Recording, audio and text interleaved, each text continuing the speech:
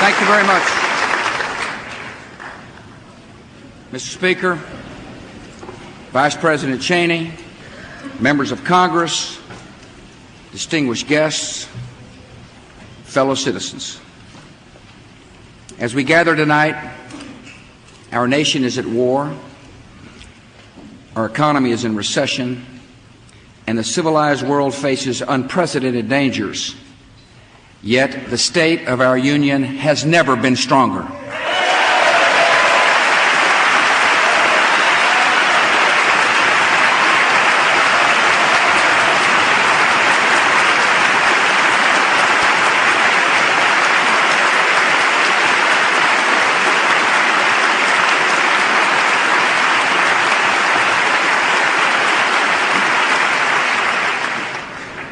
We last met in an hour of shock and suffering.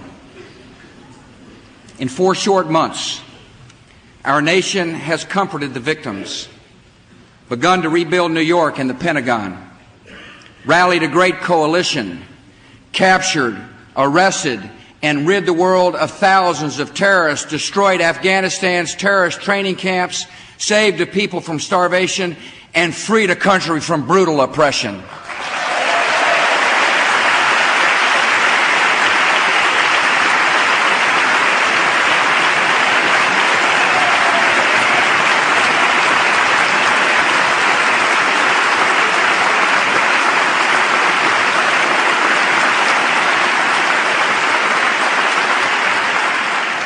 The American flag flies again over our embassy in Kabul. Terrorists who once occupied Afghanistan now occupy cells at Guantanamo Bay.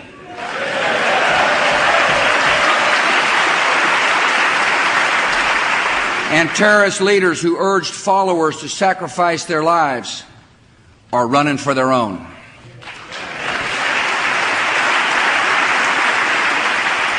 America and Afghanistan are now allies against terror.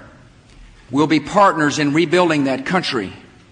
And this evening, we welcomed the distinguished interim leader of a liberated Afghanistan, Chairman Hamid Karzai.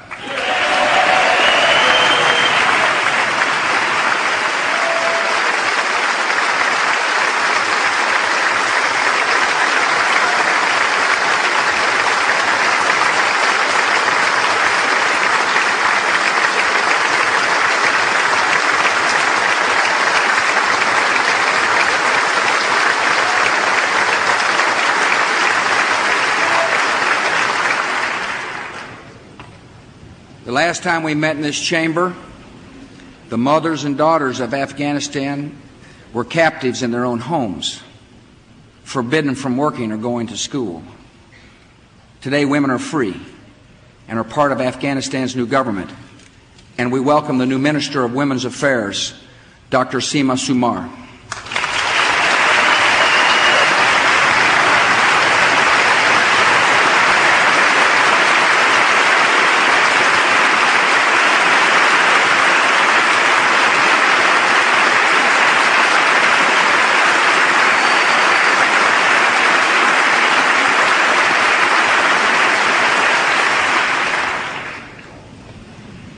Our progress is a tribute to the spirit of the Afghan people, to the resolve of our coalition, and to the might of the United States military.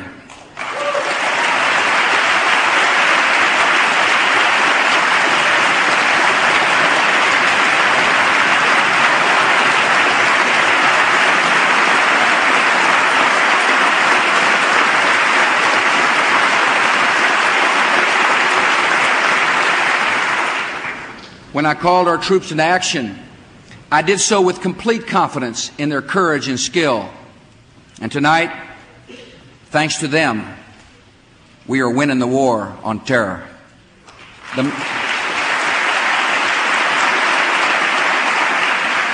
men and women of our armed forces have delivered a message now clear to every enemy of the United States, even 7,000 miles away, across oceans and continents, on mountaintops and in caves. You will not escape the justice of this nation.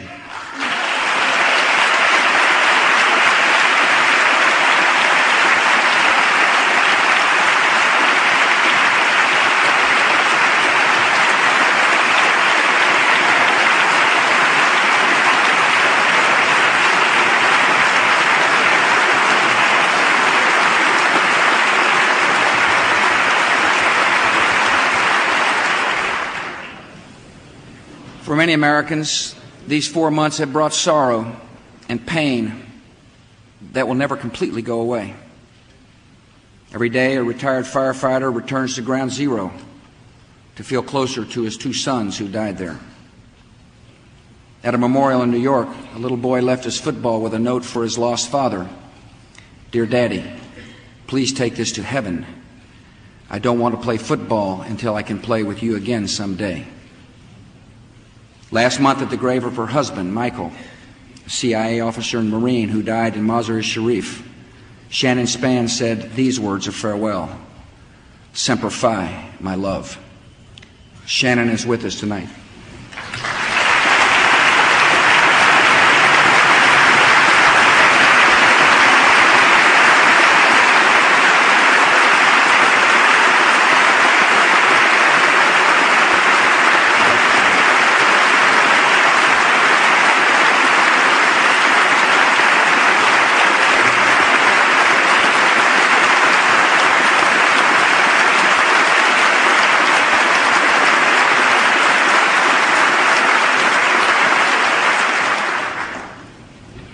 Shannon, I assure you and all who have lost a loved one that our cause is just and our country will never forget the debt we owe Michael and all who gave their lives for freedom. Our cause is just, and it continues. Our discoveries in Afghanistan confirmed our worst fears and showed us the true scope of the task ahead. We have seen the depth of our enemies' hatred in videos where they laugh about the loss of innocent life. And the depth of their hatred is equaled by the madness of the destruction they design. We have found diagrams of American nuclear power plants and public water facilities, detailed instructions for making chemical weapons, surveillance maps of American cities, and thorough descriptions of landmarks in America and throughout the world. What we have found in Afghanistan confirms that far from ending there, our war against terror is only beginning. Most of the 19 men who hijacked planes on September the 11th were trained in Afghanistan's camps, and so were tens of thousands of others. Thousands of dangerous killers, schooled in the methods of murder, often supported by outlaw regimes, are now spread throughout the world like ticking time bombs set to go off without warning. Thanks to the work of our law enforcement officials and coalition partners, hundreds of terrorists have been arrested, yet tens of thousands of trained terrorists are still at large. These enemies view the entire world as the battlefield, and we must pursue them wherever they are.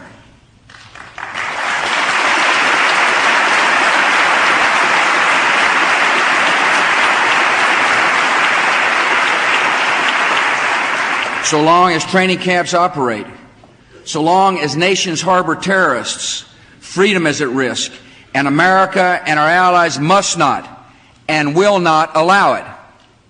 Our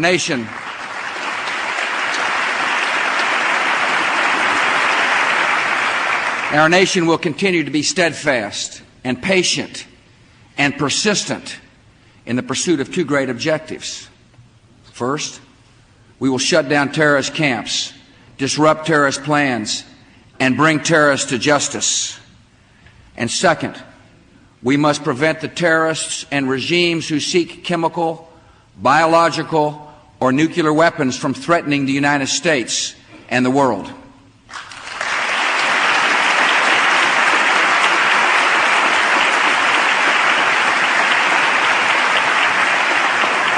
Our military has put the terror training camps of Afghanistan out of business, yet camps still exist in at least a dozen countries.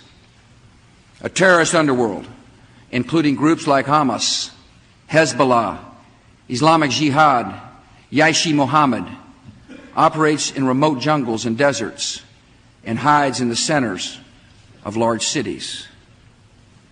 While the most visible military action is in Afghanistan, America is acting elsewhere.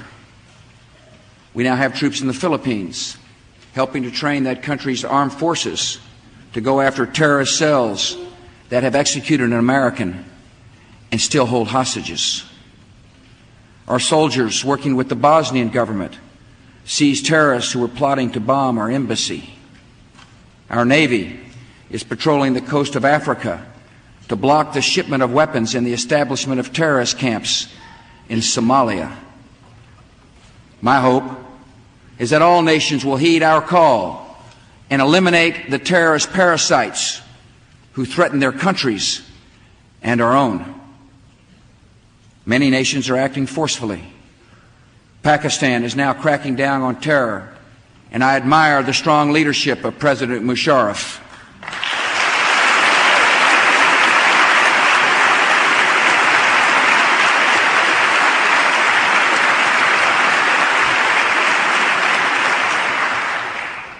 But some governments will be timid in the face of terror. And make no mistake about it, if they do not act, America will.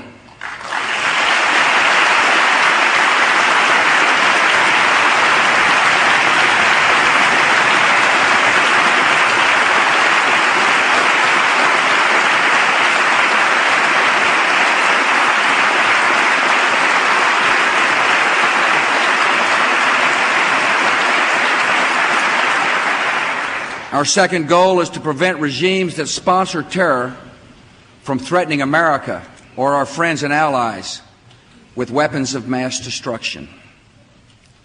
Some of these regimes have been pretty quiet since September the 11th, but we know their true nature.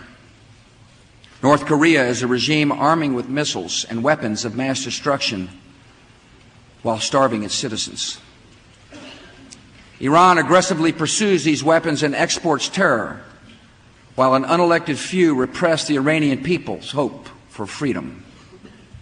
Iraq continues to flaunt its hostility toward America and to support terror. The Iraqi regime has plotted to develop anthrax and nerve gas and nuclear weapons for over a decade.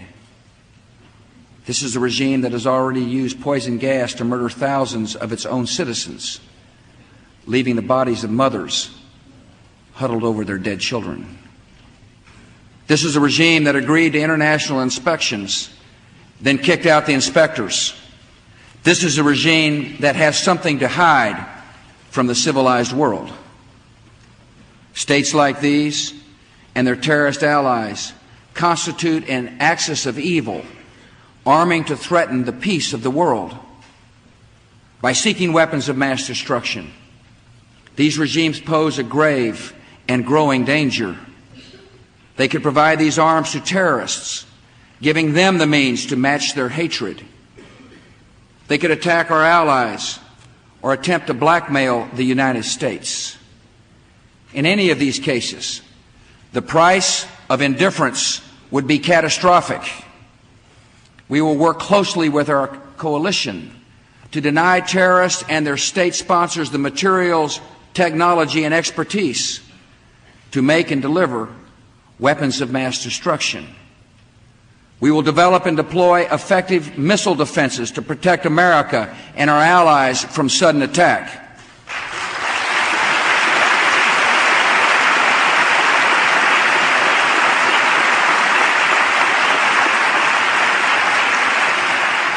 And all nations should know America will do what is necessary to ensure our nation's security. We'll be deliberate, yet time is not on our side. I will not wait on events while dangers gather. I will not stand by as peril draws closer and closer. The United States of America will not permit the world's most dangerous regimes to threaten us with the world's most destructive weapons.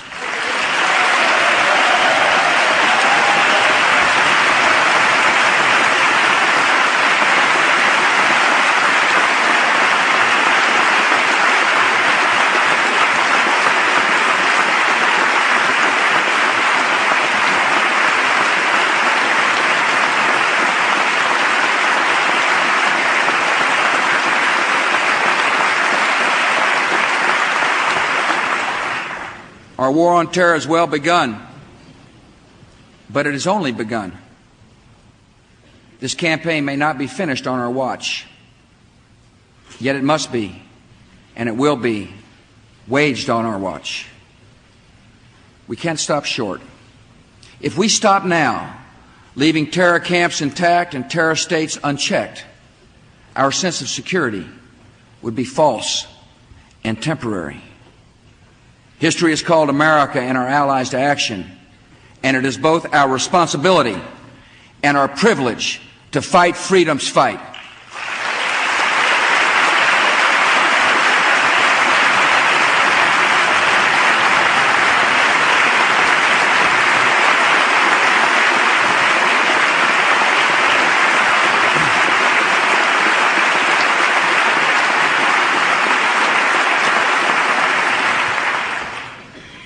Our first priority must always be the security of our nation, and that will be reflected in the budget I send to Congress.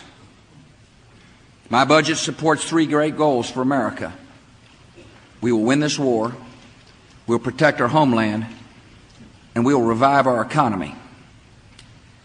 September the 11th brought out the best in America and the best in this Congress, and I join the American people in applauding your unity and resolve.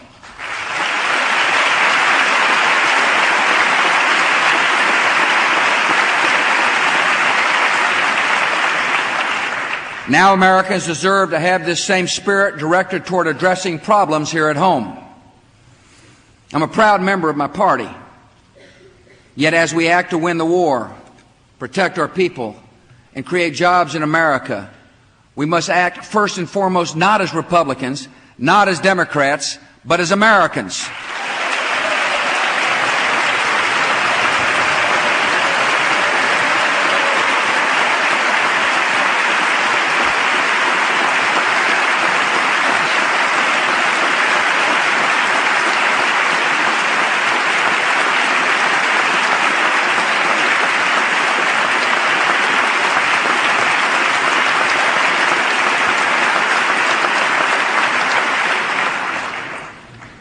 It costs a lot to fight this war.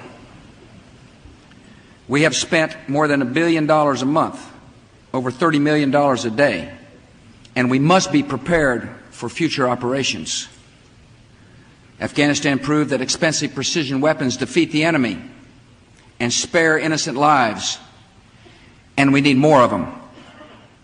We need to replace aging aircraft and make our military more agile to put our troops anywhere in the world quickly and safely. Our men and women in uniform deserve the best weapons, the best equipment, the best training, and they also deserve another pay raise.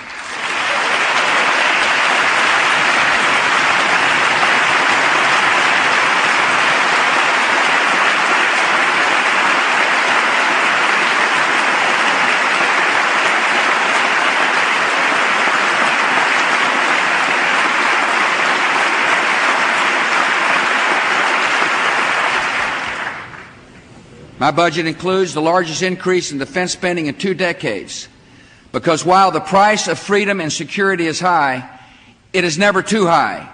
Whatever it costs to defend our country, we will pay.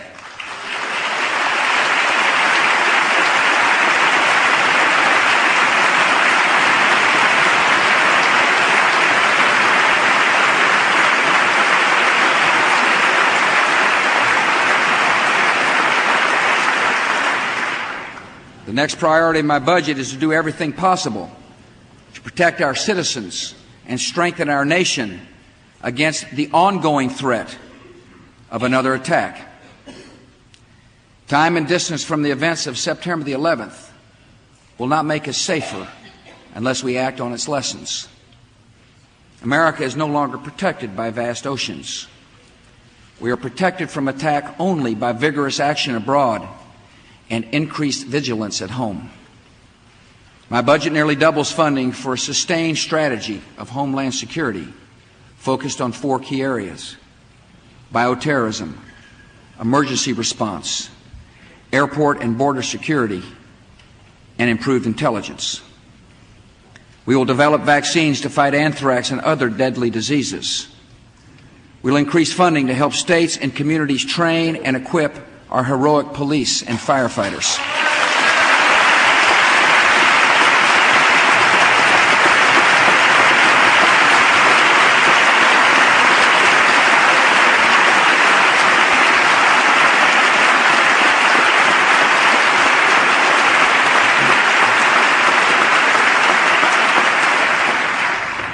We will improve intelligence collection and sharing, expand patrols at our borders, strengthen the security of air travel, and use technology to track the arrivals and departures of visitors to the United States.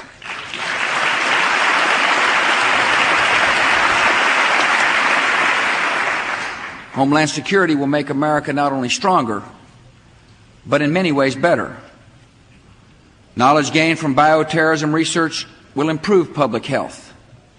Stronger police and fire departments will mean safer neighborhoods. Stricter border enforcement will help combat illegal drugs.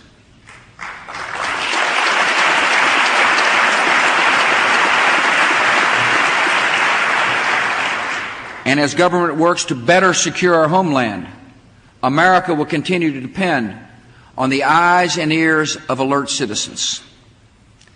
A few days before Christmas, an airline flight attendant spotted a passenger lighting a match.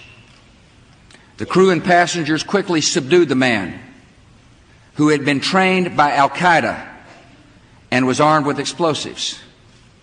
The people on that plane were alert, and as a result likely saved nearly 200 lives. And tonight we welcome and thank Flight Attendant Hermes Mutardere and Christina Jones.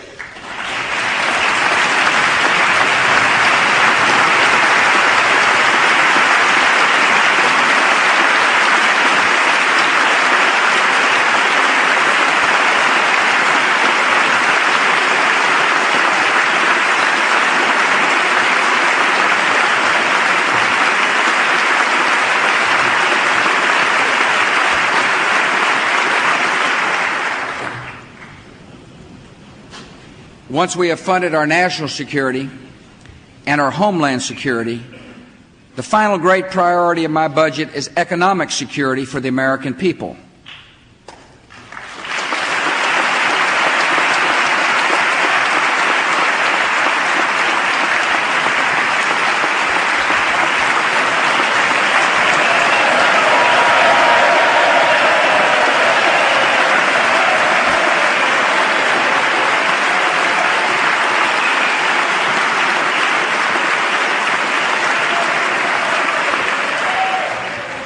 To achieve these great national objectives, to win the war, protect the homeland, and revitalize our economy, our budget will run a deficit that will be small and short-term so long as Congress restrains spending and acts in a fiscally responsible manner.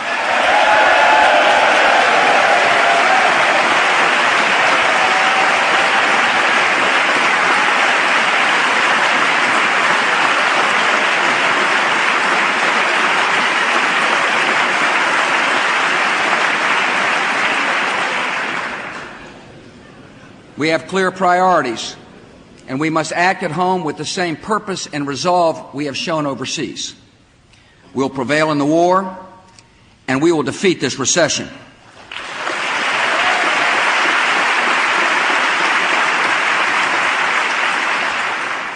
Americans who've lost their jobs need our help, and I support extending unemployment benefits and direct assistance for health care coverage.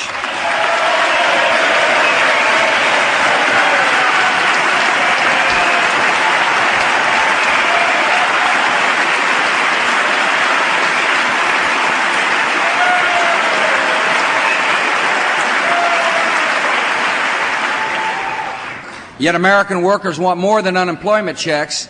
They want a steady paycheck.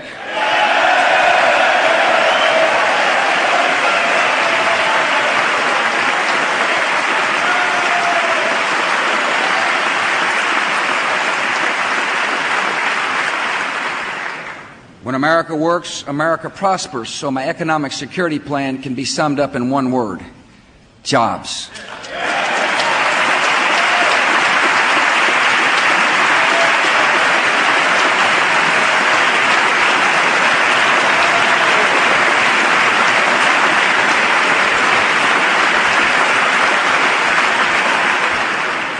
Good jobs begin with good schools, and here we've made a fine start.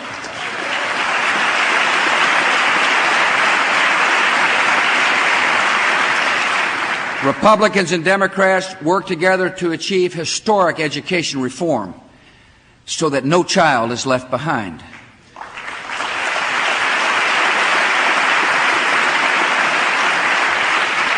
I was proud to work with members of both parties, Chairman John Boehner and Congressman George Miller.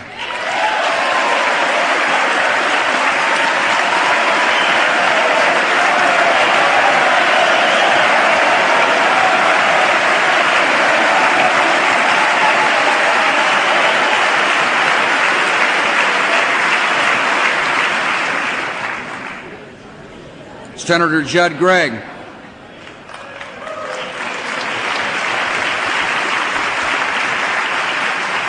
And I was so proud of our work, I even had nice things to say about my friend Ted Kennedy.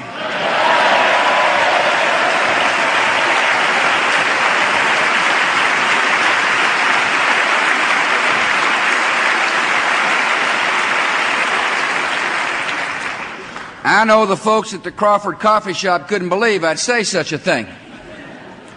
But our work on this bill shows what is possible if we set aside posturing and focus on results.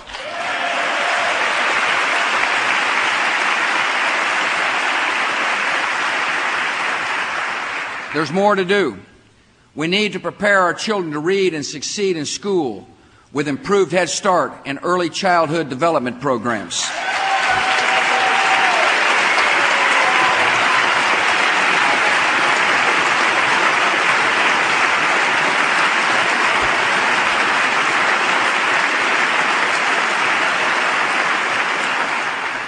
We must upgrade our teacher colleges and teacher training and launch a major recruiting drive with a great goal for America: a quality teacher in every classroom.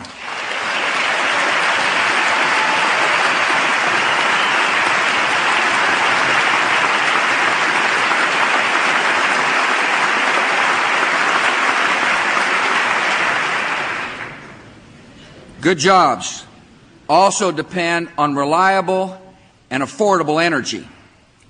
This Congress must act to encourage conservation, promote technology, build infrastructure, and it must act to increase energy production at home so America is less dependent on foreign oil.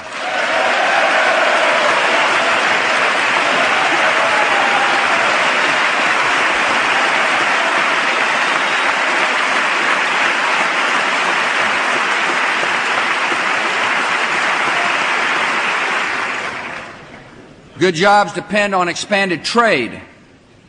Selling into new markets creates new jobs. So I ask Congress to finally approve Trade Promotion Authority.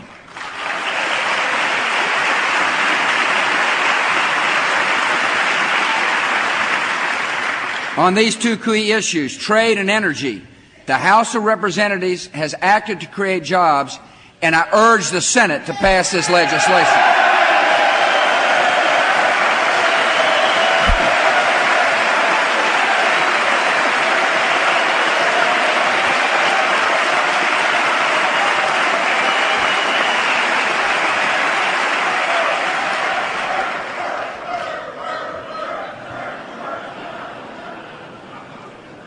Good jobs depend on sound tax policy. Last year, some in this hall thought my tax relief plan was too small. Some thought it was too big. But when the checks arrived in the mail, most Americans thought tax relief was just about right.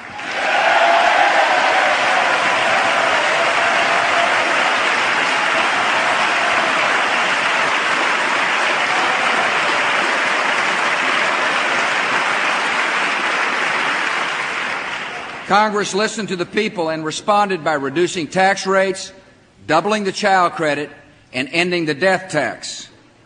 For the sake of long-term growth and to help Americans plan for the future, let's make these tax cuts permanent.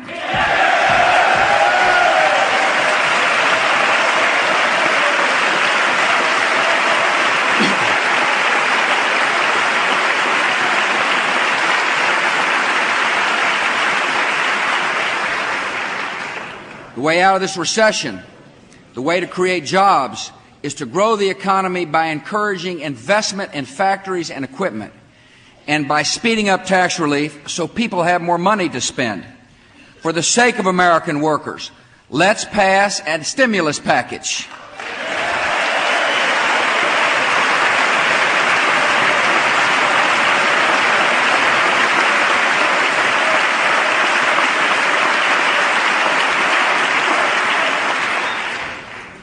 Good jobs must be the aim of welfare reform. As we reauthorize these important reforms, we must always remember the goal is to reduce dependency on government and offer every American the dignity of a job.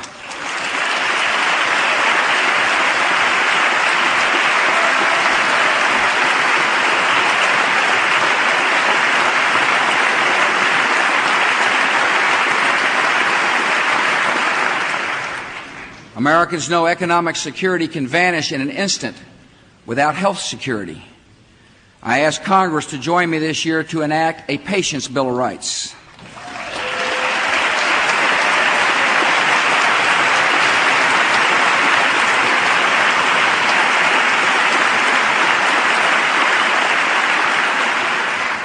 To give uninsured workers credits to help buy health coverage.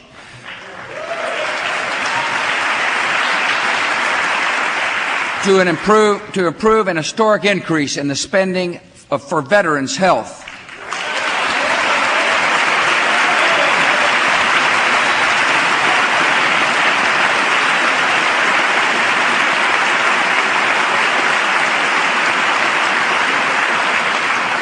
And to give seniors a sound and modern Medicare system that includes coverage for prescription drugs.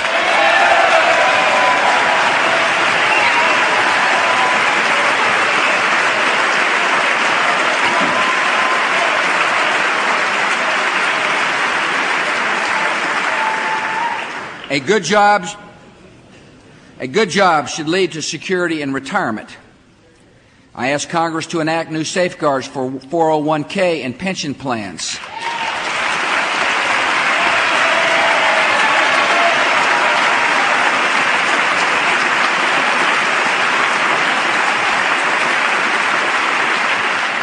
Employees who have worked hard and saved all their lives should not have to risk losing everything if their company fails.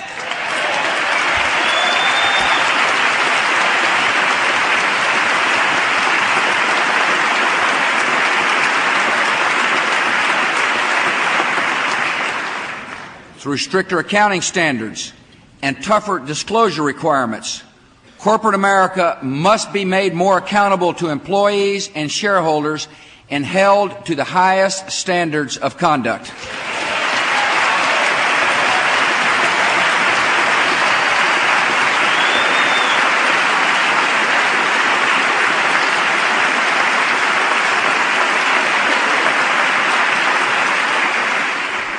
Retirement security also depends upon keeping the commitments of Social Security, and we will. We must make Social Security financially stable and allow personal retirement accounts for younger workers who choose them.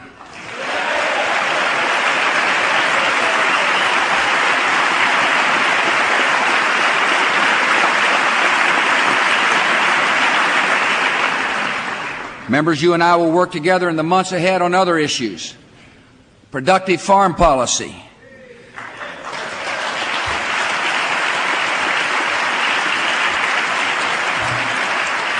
A cleaner environment.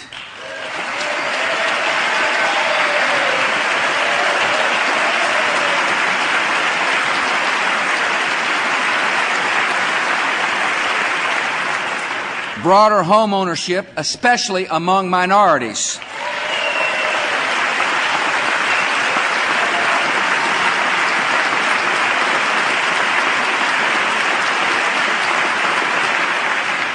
And ways to encourage the good work of charities and faith-based groups.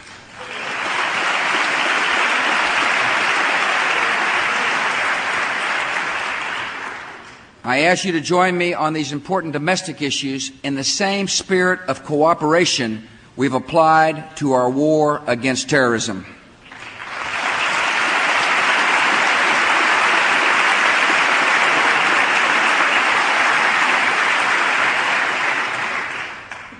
During these last few months, I've been humbled and privileged to see the true character of this country in a time of testing. Our enemies believed America was weak and materialistic, that we would splinter in fear and selfishness. They were as wrong as they are evil.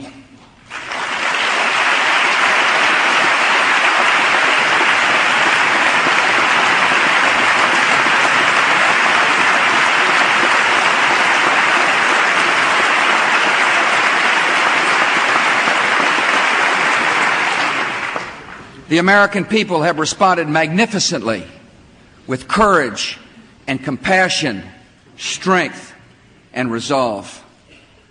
As I have met the heroes, hugged the families, and looked into the tired faces of rescuers, I have stood in awe of the American people. And I hope you'll join me. I hope you'll join me in expressing thanks to one American for the strength and calm and comfort she brings to our nation in crisis, our First Lady, Laura Bush.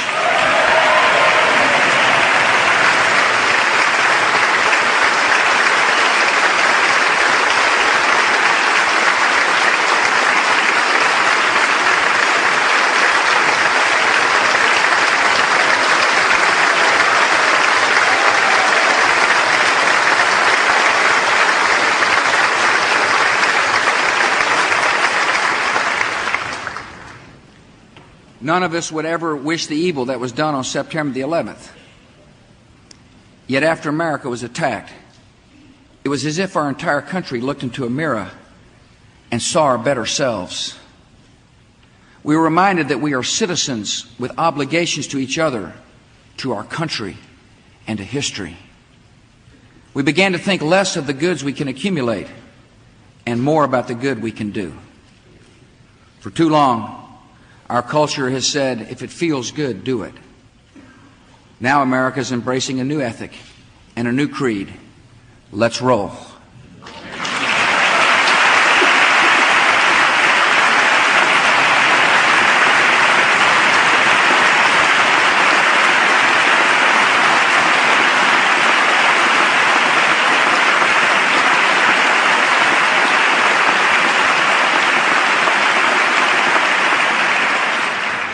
In the sacrifice of soldiers, the fierce brotherhood of firefighters, and the bravery and generosity of ordinary citizens, we have glimpsed what a new culture of responsibility could look like. We want to be a nation that serves goals larger than self. We've been offered a unique opportunity, and we must not let this moment pass. My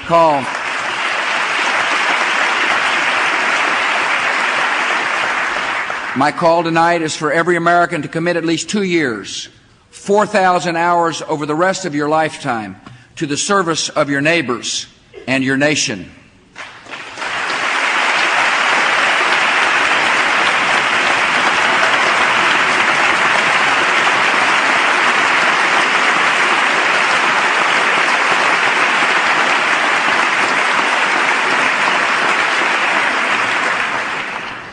Many are already serving, and I thank you.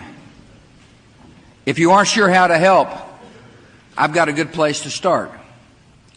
To sustain and extend the best that has emerged in America, I invite you to join the new USA Freedom Corps. The Freedom Corps will focus on 3 areas of need: responding in case of crisis at home, rebuilding our communities, and extending American compassion throughout the world. One purpose of the USA Freedom Corps will be homeland security. America needs retired doctors and nurses who can be mobilized in major emergencies, volunteers to help police and fire departments, transportation and utility workers well trained in spotting danger. Our country also needs citizens working to rebuild our communities. We need mentors to love children, especially children whose parents are in prison. And we need more talented teachers in troubled schools. USA Freedom Corps will expand and improve the good efforts of AmeriCorps and Senior Corps to recruit more than 200,000 new volunteers. And America needs citizens to extend the compassion of our country to every part of the world. So we will renew the promise of the Peace Corps, double its volunteers over the next 5 years.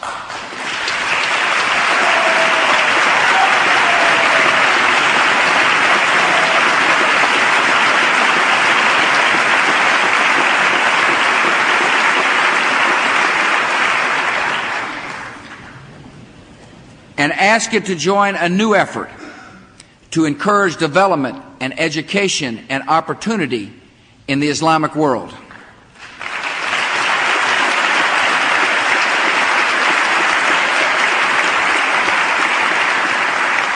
This time of adversity offers a unique moment of opportunity, a moment we must seize to change our culture. Through the gathering momentum of millions of acts of service and decency and kindness, I know we can overcome evil with greater good.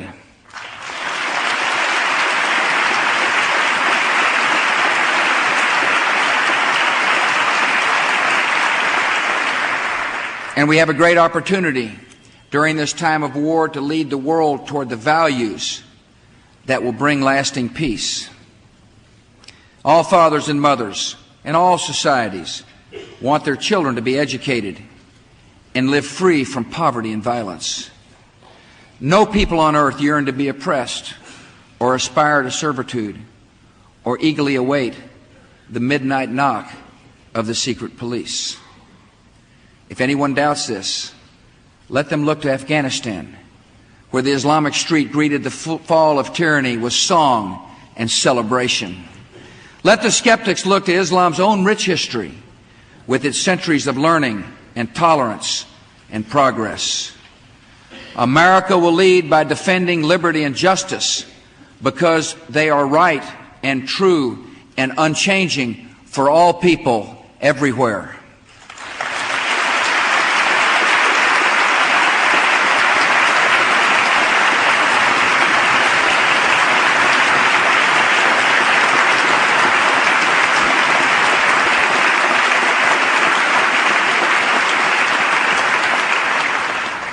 No nation owns these aspirations, and no nation is exempt from them.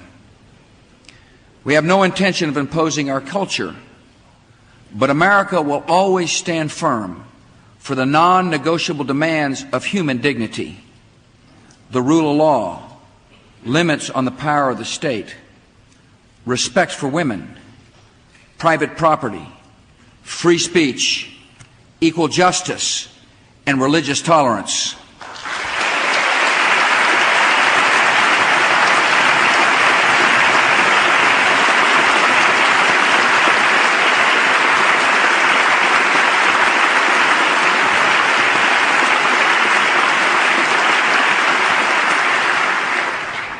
America will take the side of brave men and women who advocate these values around the world, including the Islamic world, because we have a greater objective than eliminating threats and containing resentment. We seek a just and peaceful world beyond the war on terror. In this moment of opportunity, a common danger is erasing old rivalries. America is working with Russia and China and India in ways we have never before to achieve peace and prosperity. In every region, free markets and free trade and free societies are proving their power to lift lives. Together with friends and allies from Europe to Asia and Africa to Latin America, we will demonstrate that the forces of terror cannot stop the momentum of freedom.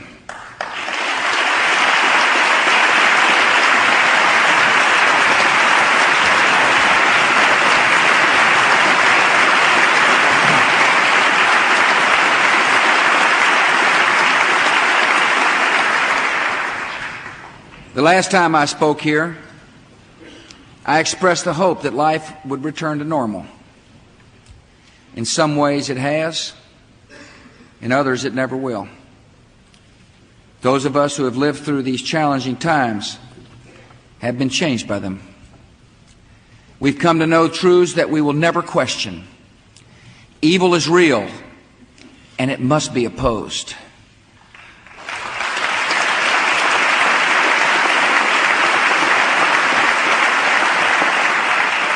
Beyond all differences of race or creed, we are one country, mourning together and facing danger together. Deep in the American character, there is honor, and it is stronger than cynicism. And many have discovered again that even in tragedy, especially in tragedy, God is near.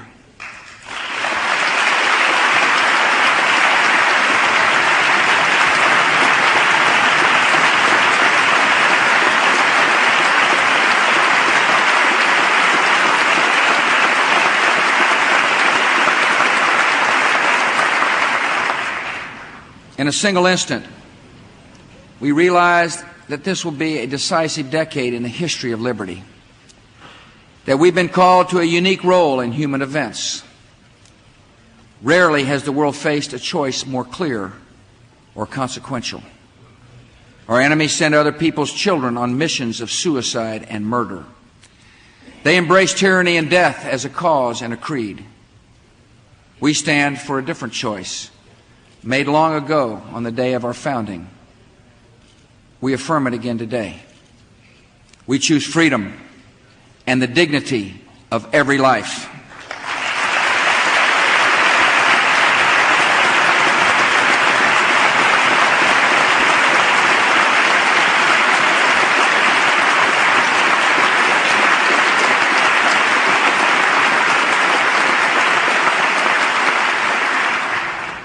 Steadfast in our purpose, we now press on. We have known freedom's price. We have shown freedom's power. And in this great conflict, my fellow Americans, we will see freedom's victory. Thank you all. May God bless.